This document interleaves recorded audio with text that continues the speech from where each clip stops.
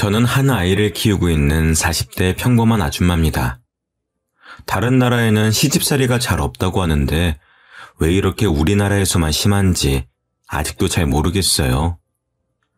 지금은 이혼을 했지만 안면몰수한 그 사람들을 생각하면 아직도 치가 떨립니다. 결혼하기 전까지는 몰랐다가 결혼 직후부터 저는 끔찍한 시집살이에 시달렸어요. 결혼을 준비하는 과정에서는 그다지 과한 예단이나 혼수를 요구하지도 않았고 다른 집들과 마찬가지로 적당한 수준의 가격에 맞춰서 각자 모은 돈으로 결혼식을 올렸습니다. 그때까지는 이 정도면 시댁운도 좋다고 생각했었어요. 하지만 결혼을 하고 난 이후로는 남편도 시댁도 마치 가면을 벗듯이 정체를 드러냈죠. 여기 가서 좋은 기운 좀 받아와서 아들 낳아야지. 이번 주말에 시간 괜찮지? 결혼 직후에는 아직 회사 생활을 하고 있었던 터라 주말에는 쉬고 싶었지만 어머님은 매번 저를 찾아와서 주말마다 아이를 생기게 해준다는 절이며 명소들을 데려가셨습니다. 다녀오면 녹초가 되었지만 시댁까지 어머님을 모셔다 드리고 와야 했어요. 사회생활을 하는 것만으로도 너무 지쳐 있었는데 주말마저 그렇게 빼앗겨버리니 오히려 몸이 안 좋아졌습니다. 피곤이 누적이 되니까 감기나 잔병 치레들도 많이 했었고요. 그런데 어머님은 그런 저를 보고서 차라리 회사를 그만두고 집에서 몸을 챙기면서 아이를 가지는 게 어떻냐고 하셨습니다. 어차피 아이를 낳으면 회사는 그만둬야 되니까 일찍 그만두라는 거죠. 그런데 저는 아이를 낳고서도 일을 그만둘 생각이 없었습니다. 맞벌이를 해도 아이를 부족하지 않게 키우는 게 될까 말까인데 남편 혼자 벌어오는 돈으로는 빠듯해도 너무 빠듯할 게 눈에 선했거든요. 거기다 남편보다 제가 월급도 많았었는데 그만둬도 남편이 그만두는 게 맞았죠. 하지만 이런 생각을 입 밖으로 꺼내면 어머님이 까무러칠 게 분명하니까 속으로만 생각을 하고 있을 수밖에 없었습니다. 하지만 어머님은 틈만 나면 얼른 회사를 그만두라면서 저를 닥달하셨고 저는 겉으로는 알겠다고 하면서 그냥 계속 회사를 다닐 생각이었어요. 그런데 어머님은 제 상상을 뛰어넘으시는 분이셨습니다. 제가 연차를 쓴 날에 직접 회사로 찾아오셔서는 저희 팀장님까지 찾아가셔서 저 대신 사직서를 내려왔다면서 사직서를 내고 제 짐까지 모두 들고 오신 거예요. 팀장님도 당황하셔서 저에게 연락을 주시지 않았다면 아무것도 모를 뻔했죠. 저도 너무 놀라서 급하게 회사로 갔을 때는 이미 어머님이 제 짐을 들고 가버리신 후였습니다. 그 모습을 직장 동료들이 다 봤다고 하니 너무 창피해서 고개를 들 수가 없겠더라고요. 나는 우리한테 알게 모르게 불만이 쌓여서 그런 건 줄 알았어.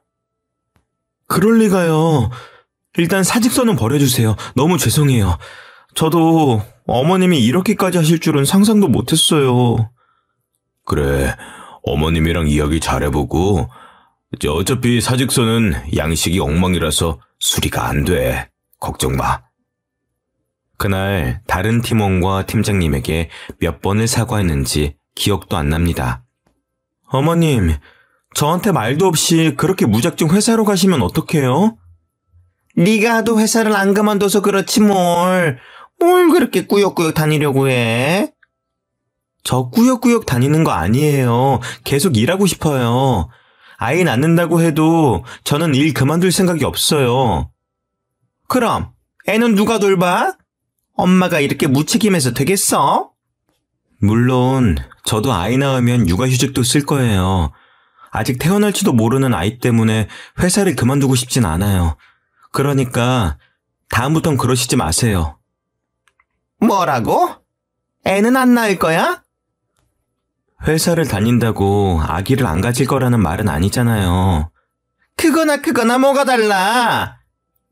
시어머니랑은 도무지 말이 안 통하더라고요. 결국엔 제가 죄송하다는 말로 끝이 났습니다. 여보, 어머님이 오늘 우리 회사까지 찾아가셔서 사직서까지 나 대신 내셨대. 뭐라고? 엄마가 어떻게 거기를 알고 찾아가셨는데? 회사 이름이랑 부서는 알고 계시니까 로비에서 물어보셨겠지. 당신이 좀 말려봐.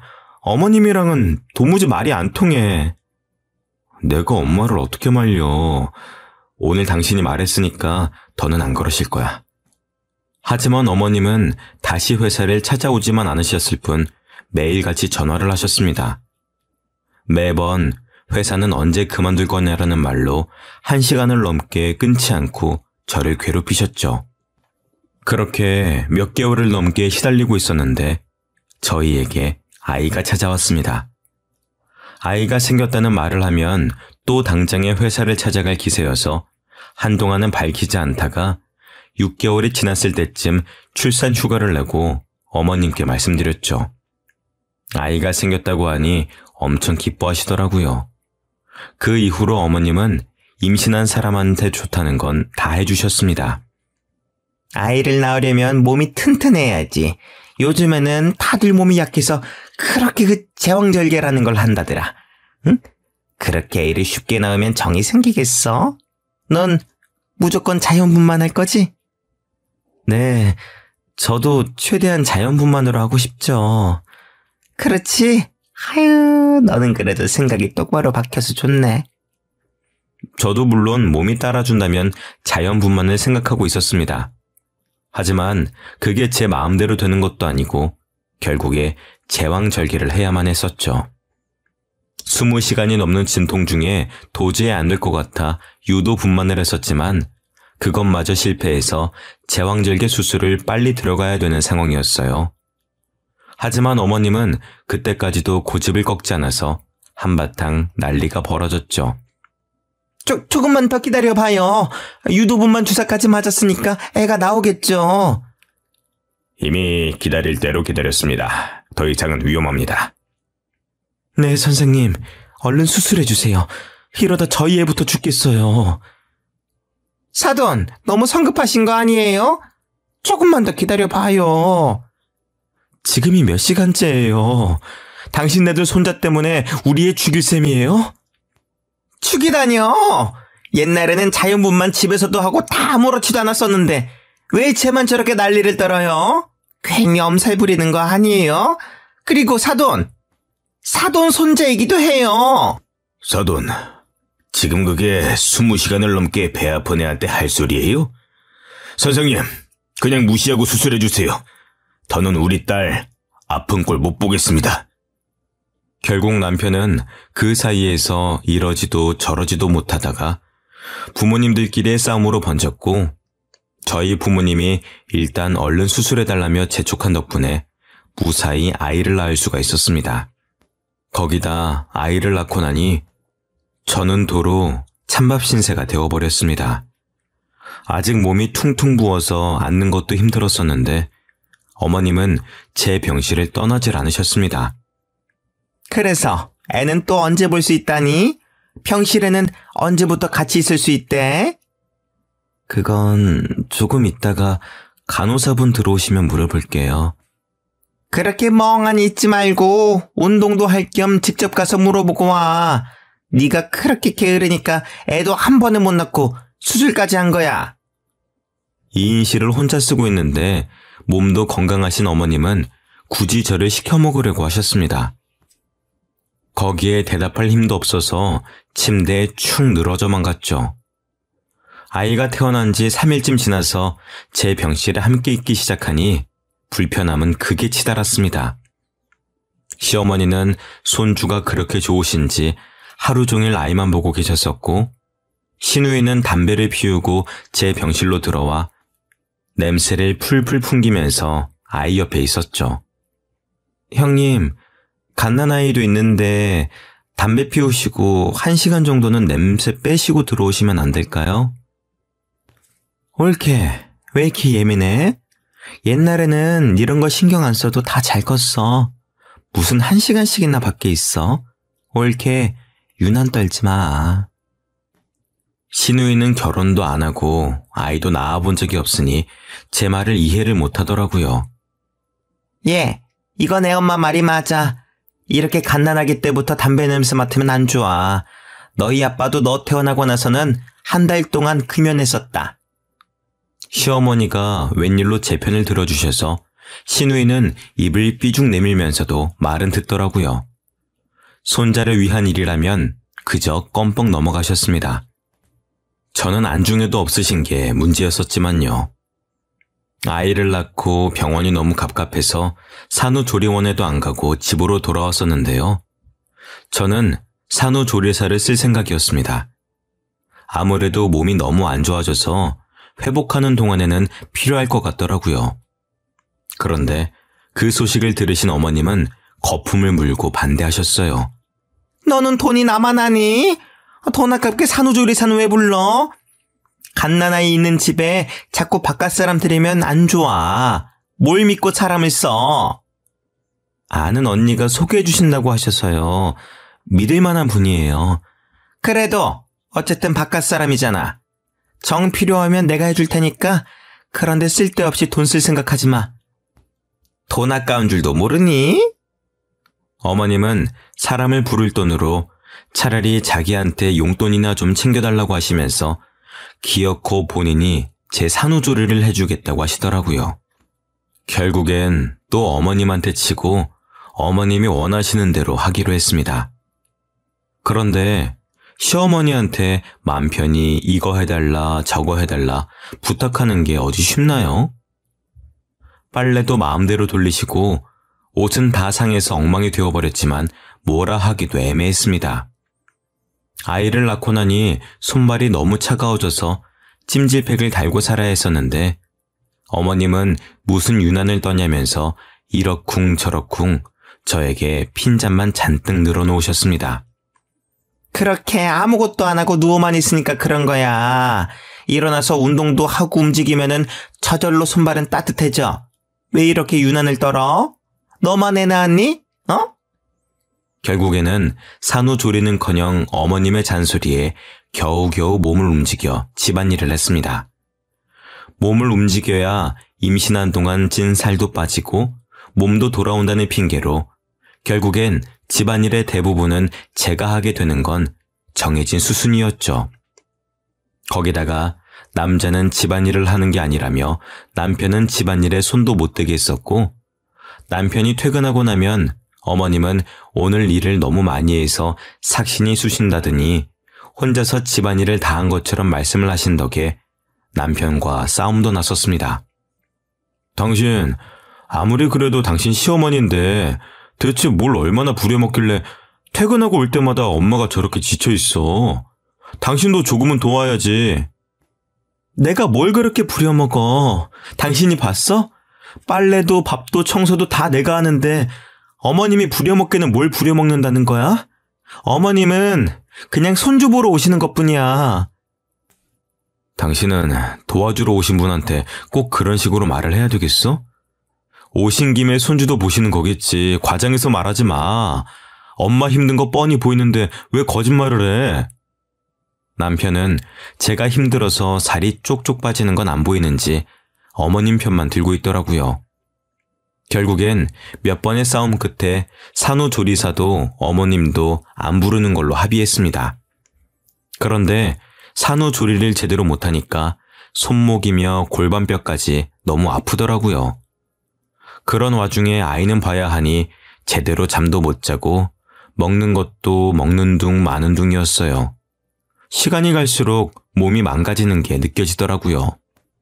결국엔 복직을 해야 될 때까지도 몸은 몸대로 망가져서 회복도 못하고 아이를 맡길 곳도 없어서 회사도 그만두고 집에서 프리랜서로 간간히 일하면서 아이를 돌봤습니다.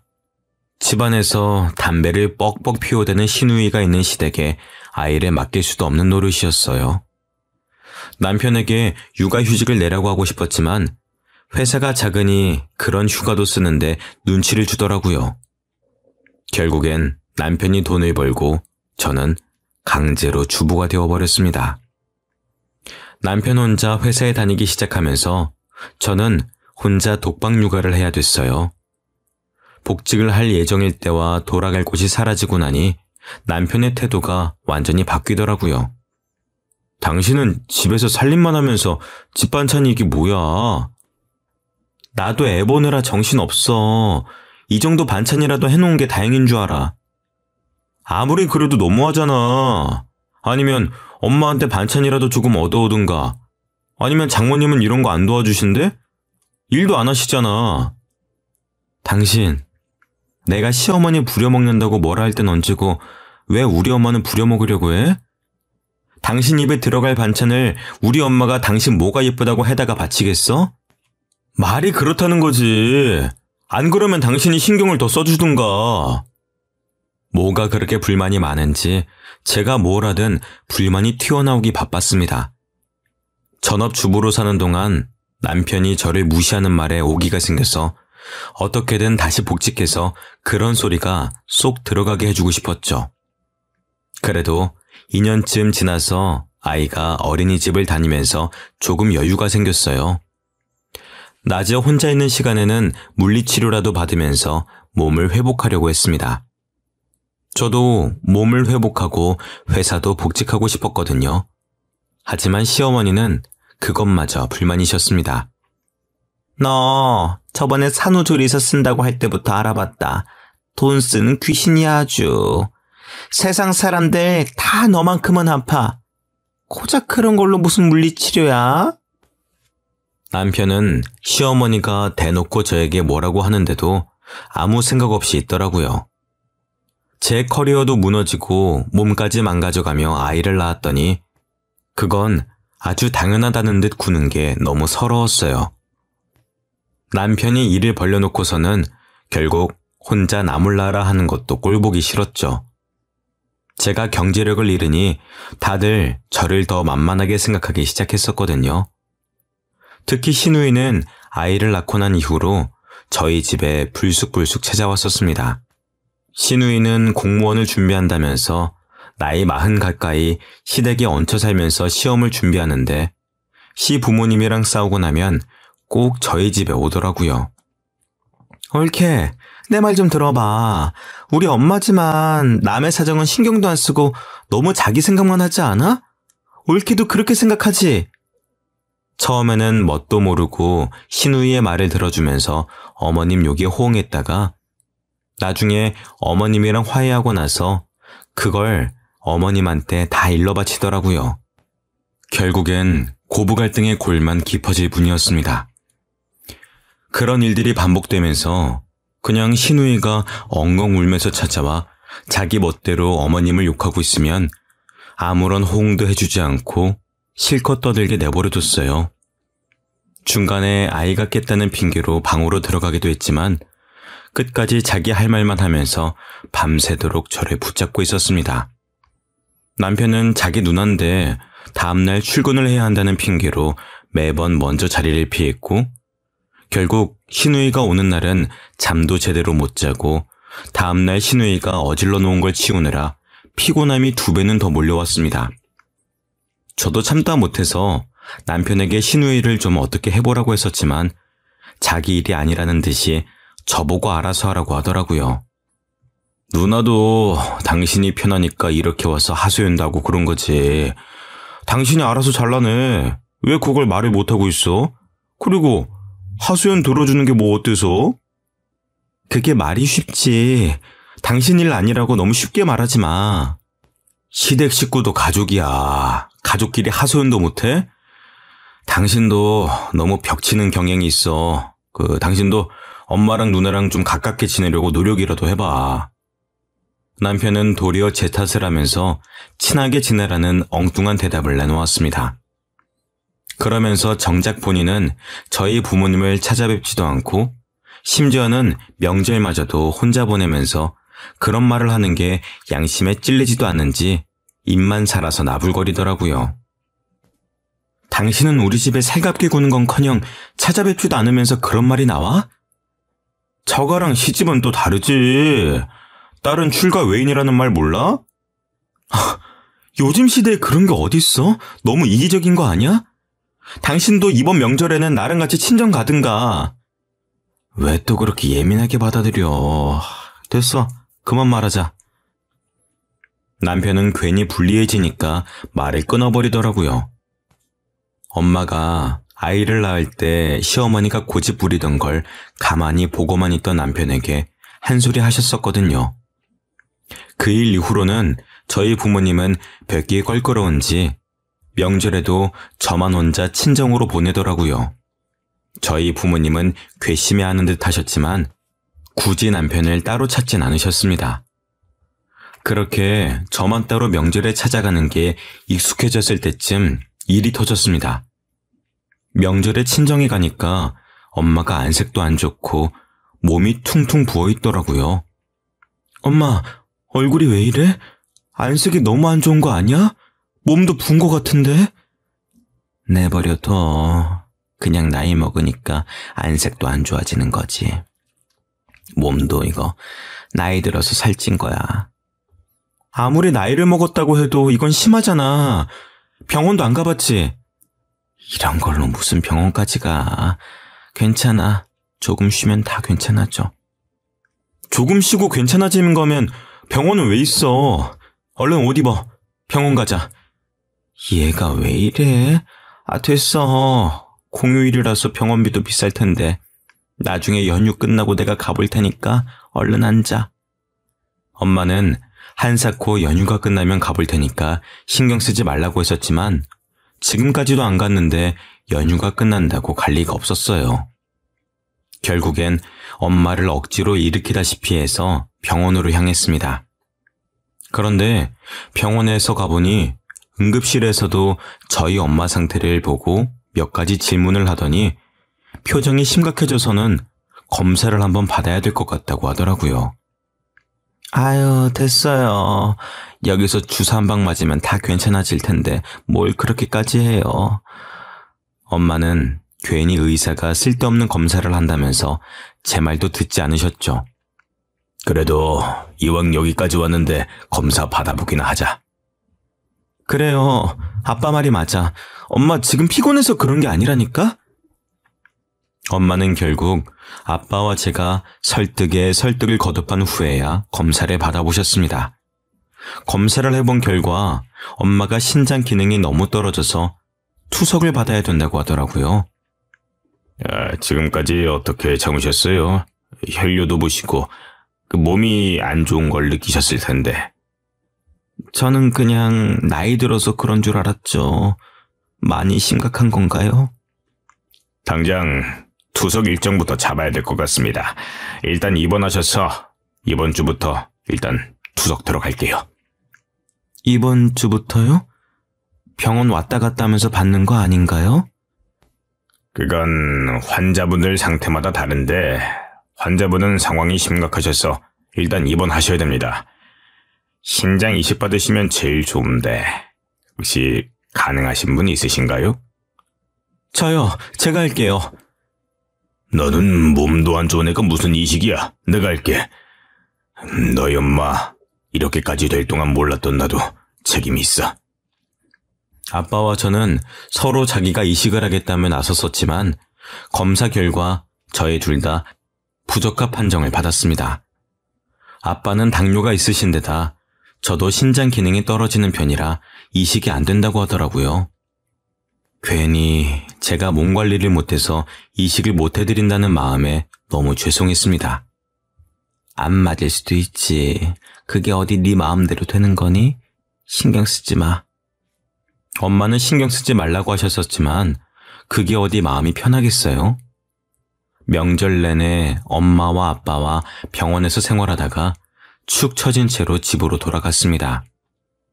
안 좋은 일이 있었다는 게 얼굴에 다 드러났는지 남편이 웬일로 친정에서 있었던 일들을 묻더라고요. 당신 처가에서 무슨 일 있었어? 왜 이렇게 표정이 안 좋아? 엄마, 병원에 입원하셨어. 입원? 갑자기? 어디가 안 좋으신 건데? 사고라도 당하신 거야? 신장이 안 좋으셔서 신장 이식자 구할 때까지 투석 받으셔야 된대. 당신이나 장인어른 신장은 안 맞대? 당연히 다 검사해 봤지. 아빠는 당뇨라서 안 되고 나는 신장 기능이 떨어진대. 그럼 이식은 누구한테 받으실 수 있는데? 기증자 기다려야지. 빨리 나타나야 할 텐데. 남편은 제가 기증자를 기다린다는 말에 입을 꾹 다물더라고요. 괜히 제가 남편에게도 검사를 받아보라고 할까봐 그러는 게 뻔히 보였어요. 그리고 며칠이 지나고 남편은 괜히 찔렸는지 병문안을 가자고 먼저 이야기를 꺼내더라고요. 그래도 병문안은 가봐야지. 병원이 어디라고 했지? 나 퇴근하고 같이 가자. 그리고 병문안을 가보니 남편이 왜 병문안을 가자고 했는지 알 것 같았습니다. 장모님 소식 듣고 제가 얼마나 놀랐는데요. 몸은 괜찮으세요? 괜찮아. 뭘 그렇게 걱정을 해. 신경 쓸 필요 없어. 마음 같아서는 제 신장이라도 이식해드리고 싶었는데 얼마 전에 회사에서 건강검진을 해보니까 저도 당뇨가 조금 있더라고요. 도움이 못 돼드려서 죄송해요. 남편은 혹시나 제가 신장 이식을 해달라고 말을 꺼낼까봐 먼저 선수를 치려고 병문안을 온 거였습니다. 어찌나 안타까운 척을 잘하는지 깜빡 속아 넘어갈 뻔했죠. 검진 결과서라도 들고 오라고 따지고 싶었지만 괜히 몸도 안 좋은 엄마 앞에서 목소리를 높여봤자 좋을 게 없으니 꾹 참고만 있었습니다.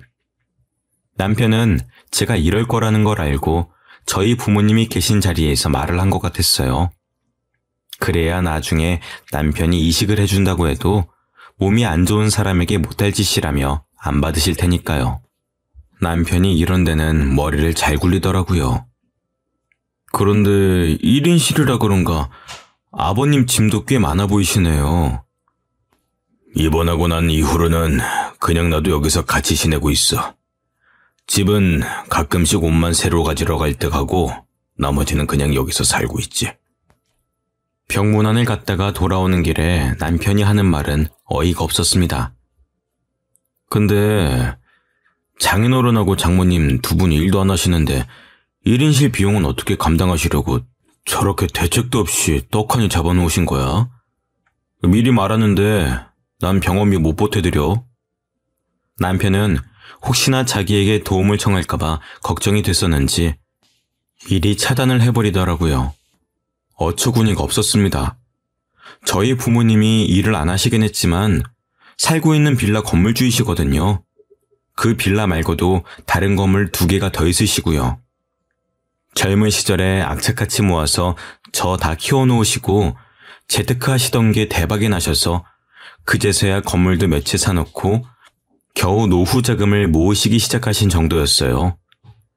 그러니 돈을 안 쓰시는 게 습관이 되셔서 병원에도 안 가려고 하시고 겉보기로만 봐서는 건물주라는 걸 모를 정도였거든요. 어차피 빌라도 관리를 해야 되니까 그 건물에서 살고 계신 거였는데 남편은 그걸 보고 저희 집이 가난하다고 믿고 있는 것 같았습니다. 당신이 보태줘봤자 뭐 얼마나 보태줄 수 있다고 그렇게 말해? 애초에 당신한테 손 벌릴 생각도 없었어. 그러면 말고 당신 나중에라도 딴소리 할 생각하지 마. 당신이 먼저 그렇게 말한 거야?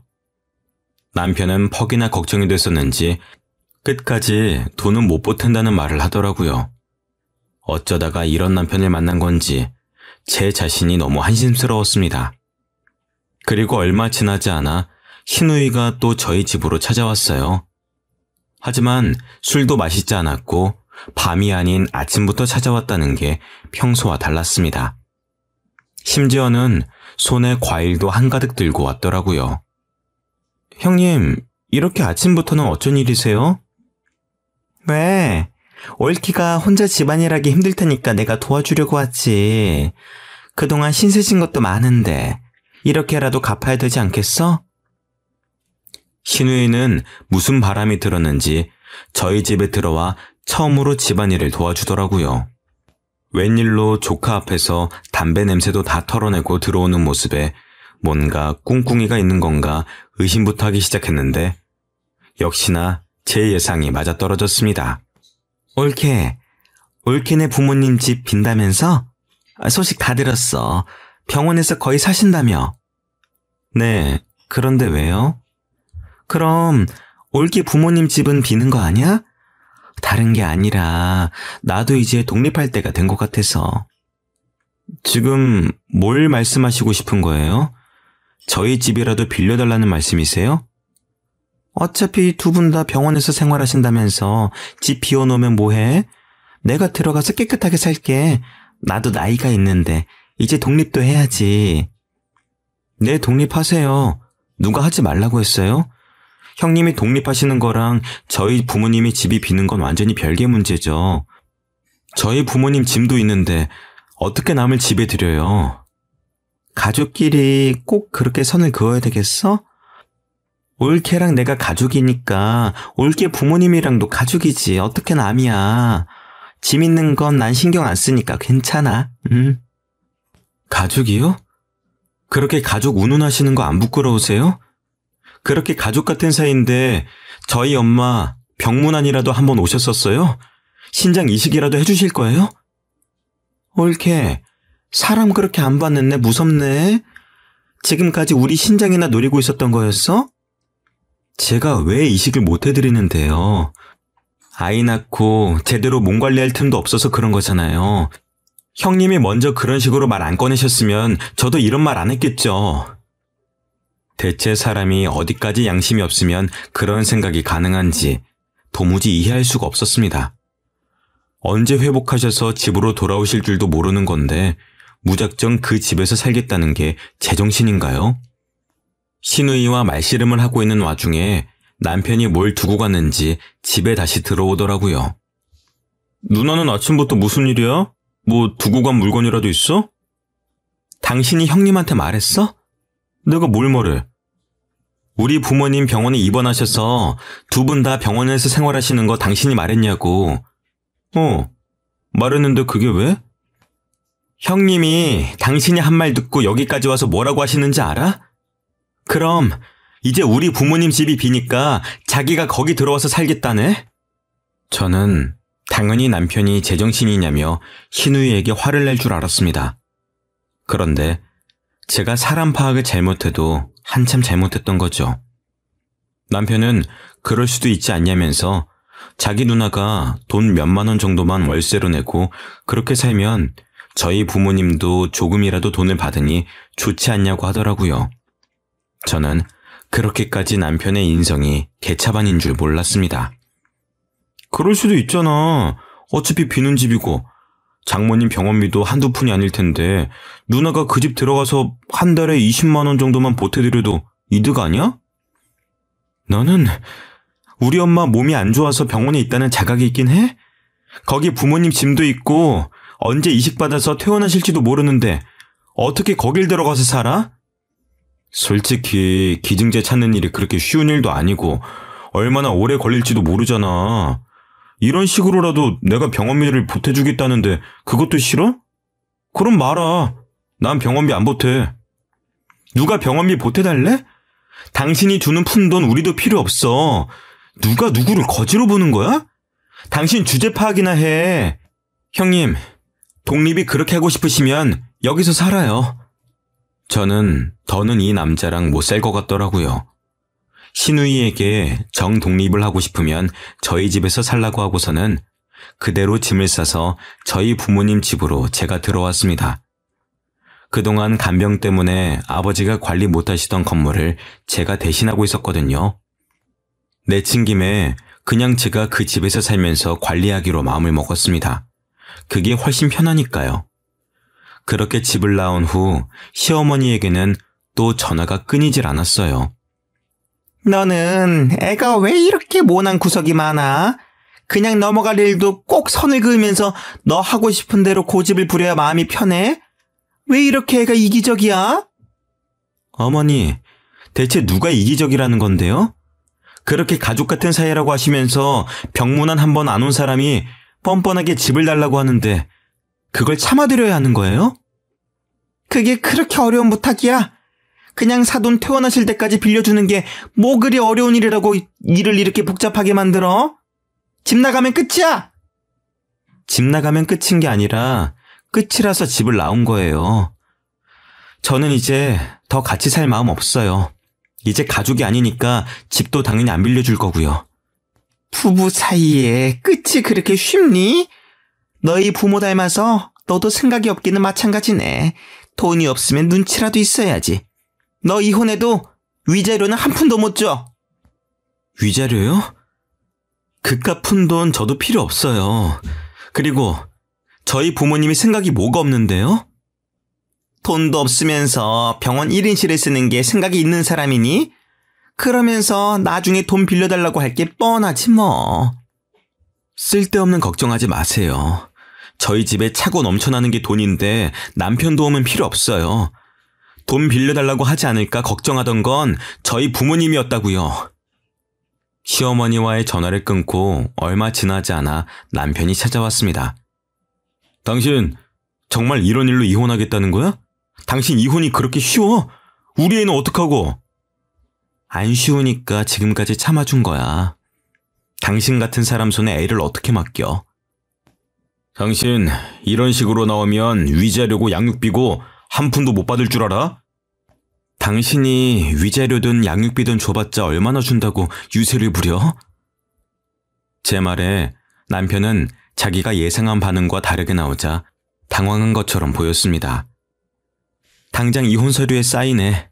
나는 다 해놨으니까 당신만 사인하면 돼.